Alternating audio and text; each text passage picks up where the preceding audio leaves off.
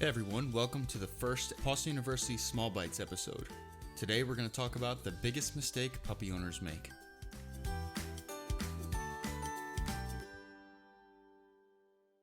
So as dog trainers that specialize in behavior modification, Jaime and I always encounter situations where puppy training or raising a puppy has gone wrong. Much of a puppy's behavior is learned through how they were raised, the experiences they have, and the environment in which those experiences are had. So we see a lot of clients who have the best intentions when raising a puppy, and they want to immediately hit the ground running on their own with basic obedience, things like sit, stay, paw, and they throw a couple of tricks in there, and by that time the novelty of having a puppy has worn off. You are now tired by their behavior and the training stops, and that creates an environment for poor behaviors and other issues to arise. And this leaves many puppies with a small foundation of basic obedience, but zero foundation in socialization skills and life skills. And even if you don't know what that means, I'm sure you've seen it before. Some examples of a lack of social or life skills are a dog that doesn't want to be handled, a dog that doesn't like their paws being touched, that's a common one, a dog that is afraid of loud noises like fireworks or thunder, or a dog that suffers from separation anxiety, a dog that is not confident when changes in their environment occur, or a dog that's unable to relax. I think you get the point. These are skills that aren't learned, but rather demonstrated or taught through controlled positive exposure. So they become experiences and memories in their mind, and their mind creates associations, feelings with certain things. So obviously the million-dollar question is, what can we do to instill these life skills, instill these social skills in our puppies to prevent them from being dogs with these insecurities and with these issues that could really become a safety hazard in the future and can really dampen their life experience and can really interfere with our relationship with them. So obviously there's way more observable examples of a lack of social skills or life skills in a dog. But we'll go off the list that I gave before, and we could talk about small things that you can do, small changes to your daily routine that you can do to instill these life experiences, life skills, and prevent these issues from happening in the future. So we'll just jump right into it. Number one was a dog that doesn't want to be handled. And the solution is actually pretty simple. Handle your puppy frequently. Pick them up, touch them all over the place. Especially small breeds. We see this a lot in small breeds that don't want to be picked up. They'll snap at you. They'll try and whip back and bite you. Expose them to being handled and picked up, especially by different people, and keep it positive. Say, good boy, good girl, treats. Doing this frequently will stop them from having a negative association with being picked up.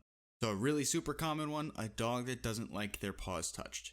This is just like the previous one.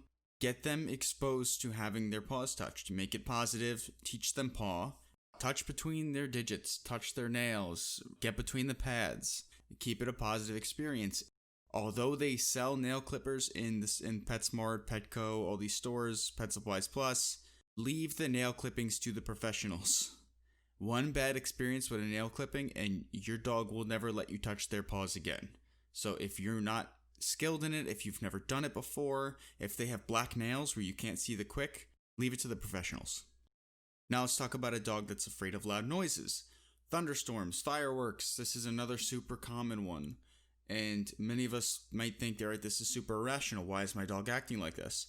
If they're not exposed to loud noises the first year of their life, they somehow make it through and they don't hear fireworks. Say it's a summer where there's not a lot of thunderstorms, you're setting them up for an experience where they're going to be like, what is that noise? Something isn't right here. So what Jaime and I always do, especially whenever we get a puppy, we did it with Pudge. We couldn't do it with Oakley. He was already grown up. But then when we got Opal, we have the Amazon Alexa. And you might have a Google Home. And I'm sorry if I just set yours off. I'm not sure about Google, but Amazon has an app in the Alexa that it's called Thunderstorms. And I could just say, Echo, play thunderstorm sounds.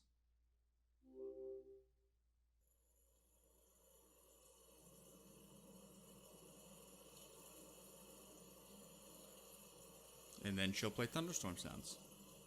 And what we'll do is we'll have her play thunderstorm sounds, and we'll give our dogs a marrowbone, a stuffed marrowbone, bully stick, any kind of treats, and we'll keep it super positive. We'll stay in the room with them, and we'll expose them to this noise. Echo, stop. And over time, they'll be more comfortable with the noise, and we'll play it at night. We'll go to sleep to it. It'll be white noise while we're sleeping. And now we're at the point where our dogs will fall asleep in a thunderstorm. They're almost relaxed by it. So controlled exposure, controlled positive exposure to loud noises, thunderstorms, fireworks, I'm sure you can figure out a way to rig up from your computer, or I don't know if the Alexa or the Google Home has a fireworks option. If they don't, they should, at least for dog training. And get them exposed to that, keep it positive, and their association with those loud noises is not going to be a negative one. It's not going to be, I'm afraid, I don't know where this is coming from. It's going to be, oh, do I get a bone now? And then give them a bone. Another common one that we see is a dog that suffers from separation anxiety. And this has multiple causes. Most frequently in rescues, it's from abandonment, repeat abandonment. And that's something that's not a life skill that we can instill in them. That's their own experience. They're worried they're going to be left again. That's a lot more difficult to deal with. But when you have a puppy, that's not usually something they're born with. That's more of a learned behavior. And we can prevent that, especially with the COVID-19 pandemic. We're going to see a lot of this, I'm afraid. We could prevent them from learning separation anxiety by forcing them to be alone, mandating alone time, crate train them, and keep them in the crate. Get out of the house, give them a marrow bone, or I wouldn't give them a bully stick because we worry about a choking hazard. You should always give those while you're there to monitor it, but almost force them to be alone, to know what it's like to have nobody else in the house, and it's okay. It's a positive experience, and the more you do it, the more they'll get used to it. Like I said, that's especially important during this pandemic because everybody's working from home. The kids are home from school. This is the time, especially a lot of people have brought puppies into their home. You want to set this foundation of you're going to be alone sometimes, and that's okay. You don't need us here.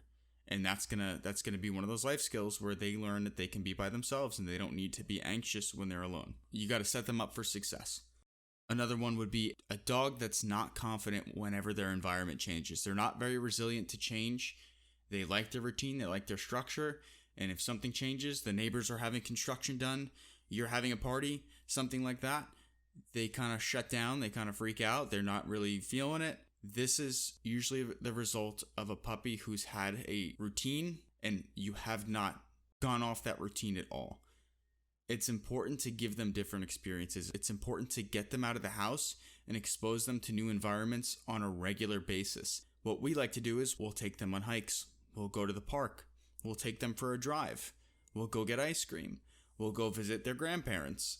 All these little things are getting them out of the house, changing up their environment, and keeping things fresh so that we're not in a situation where the only thing they know is their home, is their environment, so that when their home or their regular environment does change, it's not like everything they've known is a lie and everything is now changing. You want them to be more resilient to change. So changing up their environment frequently, getting them out of the house with positive experiences. If you're only leaving the house to take them to the vet, they're not going to have a good association with leaving the house. They're not going to have a good association with the car. And that's another one, the car. That being afraid of the car is usually a result of a lack of life skills. So these are things we need to do. We need to get them out, keep things positive, and let them see new environments.